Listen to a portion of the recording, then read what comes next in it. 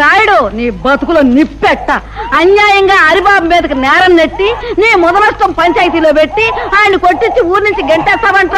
నువ్వు నీ పెద్దలకు నీ పంచాయతీ బూడిదైపోను.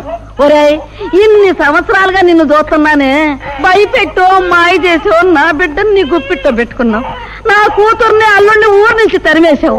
నా వాళ్ళని నాకు కాకుండా చేస్తున్నావు కదరా నీ నోరుపాడా. ఊళ్ళో మంచిని చంపేశావు. నీ మాటకి ఎదురు లేకుండా చేసుకున్నావు కదరా సచ్చినాడా.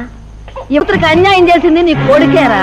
వాళ్ళిద్దరూ కలిసి తోటలెమ్మటా దొడ్లెమ్మటా తిరగటం నా కళ్ళారా చూశాను రా ముదనష్టం చచ్చినాడు. రేయ్, నిన్నంత తేలిగ్గా వదలనరా.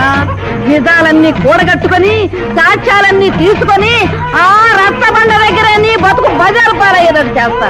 ఊళ్ళో వాళ్ళందరి చేతుల్లో నువ్వు కుక్క తాగొచ్చేటట్టు చేస్తాను రా.